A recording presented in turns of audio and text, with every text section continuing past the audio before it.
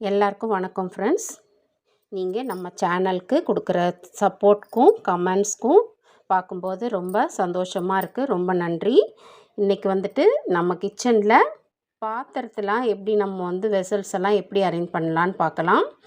இப்போ நமக்கு இருக்கிற ஸ்டாண்டில் பார்த்திங்க அப்படின்னா கீழே சின்ன சின்ன நம்ம பேக்கிங்க்கு குழந்தைங்களுக்கு கொடுத்து அனுப்புறதுக்கு யூஸ் பண்ணுறது சின்ன சின்ன பாத்திரம்லாம் உங்களுக்கு வச்சுக்கலாம். அதில் ஒரு கிளாத் போட்டு வச்சிங்க அப்படின்னா உங்களுக்கு டஸ்ட் ஆகாமல் இருக்கும்.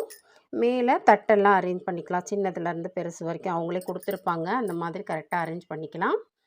இருக்கிற ஹூக்கில் வந்துட்டு நீங்கள் ரொம்ப ஹோல்ட் பண்ணாமல் டக்குன்னு எடுக்கிற மாதிரி இருக்க கரண்டி மட்டும் வச்சுக்கோங்க. இந்த 2 சைடில் நான் எக்ஸ்ட்ராவாக ஹூக் மாட்டிட்டு யூஸ் பண்ணிக்க எப்பயாச்சும் எடுக்கிறதெல்லாம்.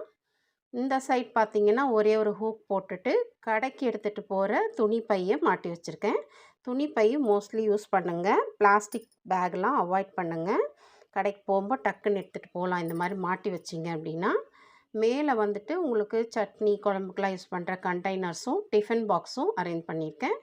அதுக்கும் மேலே பார்த்திங்கன்னா சின்ன சின்ன பாத்திரங்க நம்ம டீ காஃபி வைக்கிற பாத்திரம்லாம் அரேஞ்ச் பண்ணியிருக்கேன். இந்த மாதிரி வச்சு கரெக்டாக இருக்கும். உங்களுக்கு இந்த சூடாக நம்ம இறக்கி வைக்கிற கடாய் அப்புறம் பேன்லாம் டக்குன்னு குழந்தைங்க கை வச்சிடாமல் இருக்க மாதிரி பார்த்துக்கணும். அதுவும் அது ஸ்டோர் பண்ணும்போது நீங்கள் எப்படி ஸ்டோர் பண்ணாலுமே எண்ணெய் பிசுக்கு நம்ம வைக்கிற இடத்துலலாம் ஆகும். அதை அவாய்ட் பண்ணுறதுக்கு இந்த மாதிரி ஸ்லாப் உங்களுக்கு கப்போர்டில் இருந்தது அப்படின்னா பேப்பர் போட்டு இந்த மாதிரி சின்ன சின்ன ஸ்டீல் ரேக்கெல்லாம் விற்குது இப்போது.